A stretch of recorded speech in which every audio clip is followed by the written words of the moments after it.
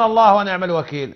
هذا سائل يقول: هل تجوز الصلاة وراء إمام مسجد يدخل المقاهي ويذهب إلى السوق والناس يكرهونه؟ يعني ما رانيش عارف هذا الإمام وش راكو حابين الإمام هذا. يعني الإمام ما يجوزلوش يدخل قهوة، ما يجوزلوش يروح للسوق، ما يقضي ما عنده ولاده، ما عنده مرته. وشنو هذا يا هل تجوز الصلاة وراء إمام مسجد؟ قل لي إمام مسجد ما يتوضاش، نقول لك نعم. ما يعرفش يقع صلاته، نعم. فاسق، نعم. يعني يأكل الربا، عندك الحق. ولكن تقول لي يذهب إلى المقاهي، إمام يروح قهوة، يجوز له، لا شيء عليه. والمقاهي الآن نظيفة، واش يشرب يخفي القهوة؟ واش يشربوا زنجبيل وقهوة ولا أتاي؟ يجوز ولا شيء عليه، خاصة إذا كان تقي.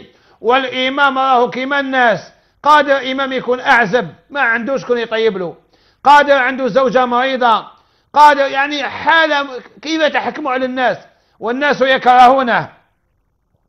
موضوع كره الإمام حاولوا تفهموا. قال العلماء: إذا كرهوه بسبب شرعي هنا عندهم الحق.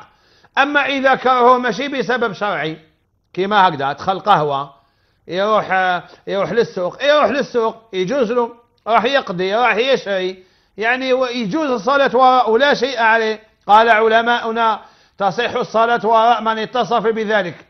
شوف يعني وش قال ربي سبحانه: وما أرسلنا من قبلك من المرسلين إلا إنهم لا يأكلون الطعام ويمشون في الأسواق. بل إن كفار قريش هم الذين قالوا: ما لهذا الرسول يأكل الطعام ويمشي في الأسواق. وكان عمر بن الخطاب رضي الله عنه يدخل السوق ويبيع لنفسه.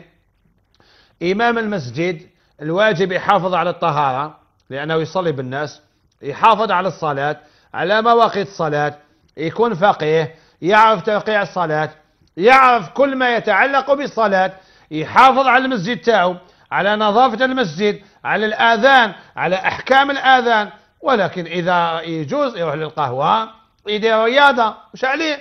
إذا إمام يدير رياضة ولكن مضبوطة بضوابط الشرع، ماشي حرام عليه. وين هذه العقلية تاع إمام لازم يقعد غير في المقصورة، ما على بالوش كاع المجتمع كيف هو داير. لا يجوز له يروح للسوق ويقضي ويبتاع ولا شيء عليها. سيدنا عمر كان يدخل السوق ويبيع ماشي غير يدخل إلى السوق. والآن لا يقول لك الإمام تاعنا نكرهوه على عنده مسيدات، إن شاء الله ربي يعطي له 10 مسيدات. الإمام تاعنا نكرهوه عنده فيلا، إن شاء الله ربي يزيد له 10. هذا مرض الحسد، هذا ما خلى حتى واحد. حسبنا الله ونعم الوكيل. هذا